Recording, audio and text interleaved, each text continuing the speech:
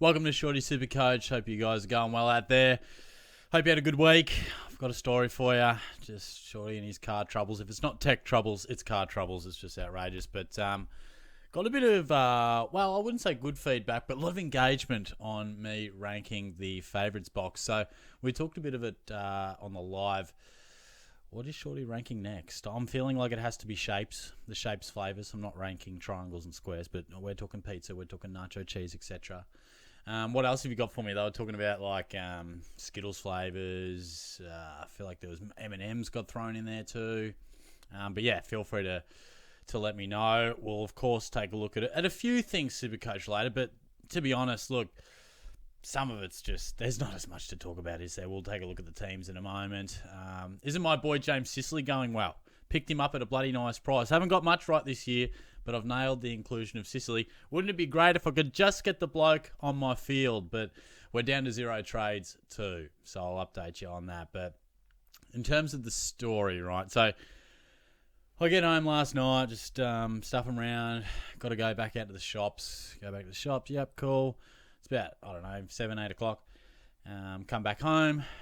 It must have been when I was leaving, because I got in the car and I shut the door. And I hear this almighty crunch. I'm like, Jesus, what is going on here? And all of a sudden my window's not there. I thought I hit me bin or something. And the driver's side window, has gone into the door frame, like it would normally go down with the automatic doors and the controls and all that. You'd normally, control that sort of stuff. It has just gone bang, straight into the frame. And it ain't working. It ain't coming back up. And I'm thinking, Jesus. So here I am, it's dark, it's cold. I'm thinking the weather's awful at the moment. What are we going to do? Didn't really have the appropriate tape. Could have. In the end, I was just like, stuff it. I couldn't be bothered, to be frank. I was like, I'm going to have to leave it in my driveway. I was like, is it more obvious and easy to get broken into if I patch it up with cardboard or a plastic bag or something, making heaps of noise? There's probably going to draw more attention to it if people want to break into my car. So I thought, stuff it. I'll just leave it. We'll deal with that tomorrow. Bad call. So we put a couple of towels and stuff in there just in case it rained and that type of thing. Coldest drive of my life this morning. Absolute nightmare. I got to drive out to work about half an hour on the highway. It's 7 degrees. We're driving 100k. I'm just getting belted with cold breeze and my hands are freezing. And I'm not a morning person the best of times, mate. Well, there are no best times. I'm not a morning person. Straight up. I hate it. I hate that alarm clock every single time. And it was a disaster. And I was just like, fuck this. I was literally freezing. And I didn't have a hoodie, but I had that stupid towel, right? So here I am, put the towel over my head like an absolute wanker. It was like a red or pinkish towel. It looked like bloody Red Riding Hood. And I'm just freezing. I'm like, if anyone from work sees me, I look like an absolute twat, but I don't care. Oh, just disastrous. I mean, we fixed it up at work. A couple of blokes, a couple of guys a bit handier than me. Not that it's an overly strenuous task, but we just covered it up, taped it up. All good, because it's rained a fair bit in the second half of the day, so that's come in handy. And I could only get in next Thursday, so just annoying. I mean, how does this happen? How does this happen? So yeah, just inconvenient. And then my sort of lackadaisical approach probably just really made my morning a whole heap of fun. But anyway, on to the SuperCoach, shall we? Let's have a look at the sides. And look, we have traded to Koning. It was I'll talk about my trades in a second, but I don't think there was too much. Archer May might frustrate a couple. Sardal Hooley comes in. Rouston omitted, may hurt a couple. And these are guys that not big names, but they could be the cover for you this week or in coming weeks. You just never know. Rioli may hurt a small amount of people. Elijah Hewitt comes back. Erasmus comes back. Could help some with that bench cover. Cooper Harvey going out might frustrate a few. It's only illness, so you'd imagine he comes back in the side because he was in good form. But it is frustrating. Liddy dropped. Rosie comes back. That'll help a few. We did say hold him. It would just be 1 week. Houston's back in. And yeah, Darcy Wilson, I know it says injured, but he just can't seem to get a run at it. Like, Darcy Wilson can play, I reckon. There'll be a time where he's a very influential player in our game, I reckon, but it ain't now. So, yeah, let's have a look. So, De Koning just had to go, right? I mean, I ummed and ahed about it, and I was sort of tossing and turning between going like Kennedy or Petrarca and replacing my forward and that type of thing. But in the end, I've settled on just changing up my back line, because what I was thinking was I could possibly go Petrarca or Kennedy in for where Dewar was and put Dewar into my midfield. Then I was like, Kennedy and Petrarca, I don't really trust them. Like, I may as well just get like a Jordan Clark, which I ended up doing.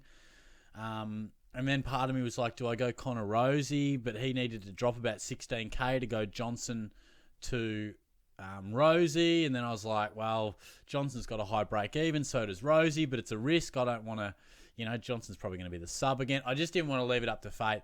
And then, so in essence, I kind of, because I went De Koning to Gawn yesterday, and then was like, I'll just see what the teams do.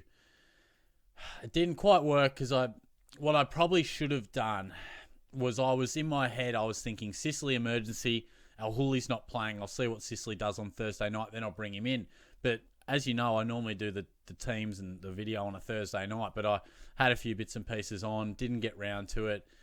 And then Al Hooley's been named. Ridiculous, and in the end I would have had, what I probably could have done if I did it all at once is have Sicily on the field and then swap, say, I don't know, I could have had just put Sheasel in the flex for McCarthy and then put Sicily on for McCarthy. So I could have had McCarthy on my backline bench, Hall on my midfield bench, just Eagles emergencies everywhere. Look, we'll just do that next week. But yeah, that was sort of how I ended up.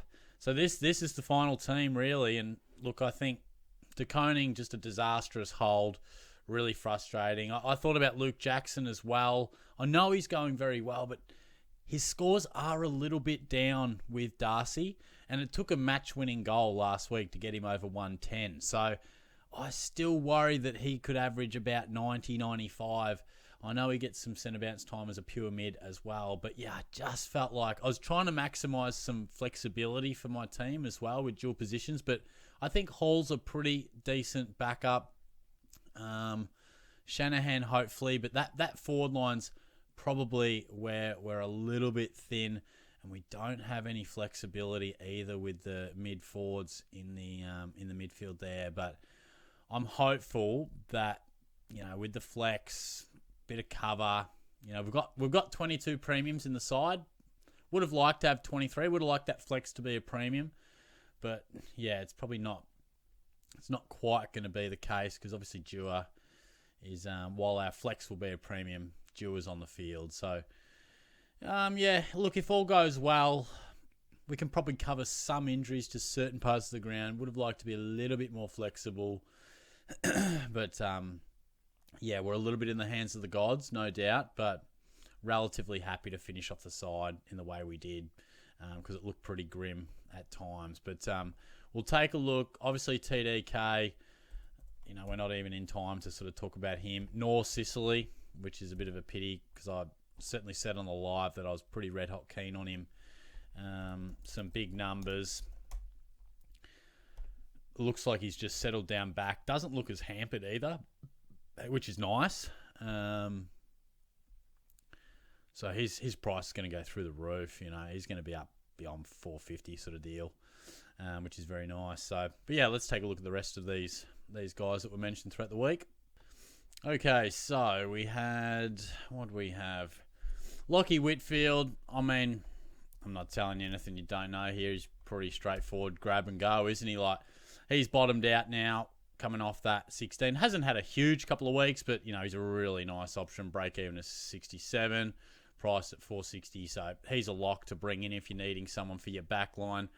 McCarthy, can't exactly remember why I put him in there. Maybe it was just to discuss his viability as a D6. I've said it all along that I feel a little bit worried about him being an on-field option all the time. He has slowed up a touch. Still a very solid role, and I think he'll be okay. But, yeah, I don't know exactly why we put him in there.